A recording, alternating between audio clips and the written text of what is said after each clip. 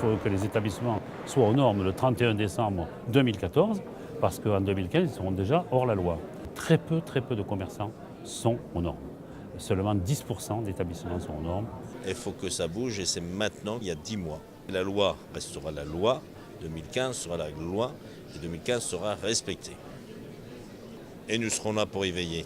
Quitte à créer des cabinets d'huissiers et d'avocats comme on fait dans certains grands pays outre-mer. Il est hors de question de redemander qu'on repousse à non. 2020, ou c'est hors de question. Par contre, il y a les adaptes, il y a ceux qui font à la démarche. Avant le 1er janvier 2015, de rentrer dans ce système d'adapt, auront 3 années supplémentaires pour s'adapter parce qu'ils ont envisagé de faire des travaux en 2016 ou en 2017.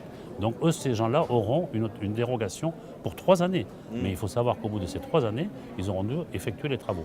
Et s'ils ne les ont pas fait, alors là, ils seront verbalisables et certainement sanctionnés beaucoup plus que les autres parce qu'ils auront profité de cette situation des 3 années pour repousser le bouchon, c'est le cas de le dire. Nous avons demandé que les commerces qui ont moins de 50 mètres carrés de superficie commerciale, nous ne comptons pas les réserves, ni nous ne comptons pas les arrière-comptoirs et tout ça, fassent une demande de dérogation qui sera certainement accordée, mais à la condition qu'ils proposent autre chose, qui peut être tout simple, c'est de proposer la lecture de la carte aux non-voyants, de recevoir les chiens d'aveugles, de l'accueil des chiens d'aveugles, ce qui est quand même d'une simplicité évidente.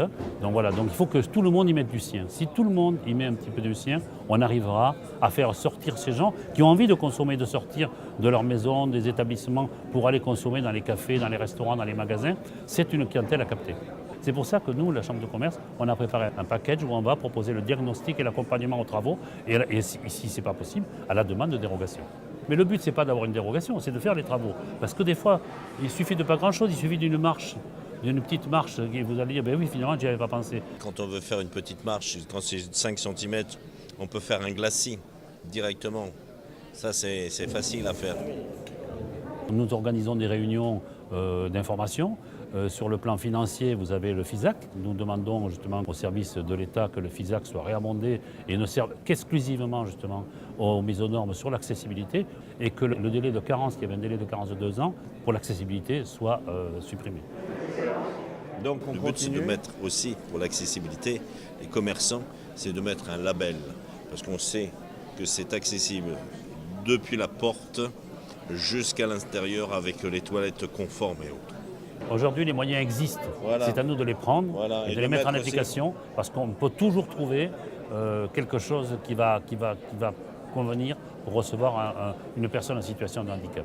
Il faut savoir que dans 30 ans, vous aurez dans les rues des centenaires avec certainement des handicaps. Nous sommes une population vieillissante, donc le handicap nous concerne tous. Changeons le regard, le monde changera et le pays changera. Et après, il va monter au 7e ciel.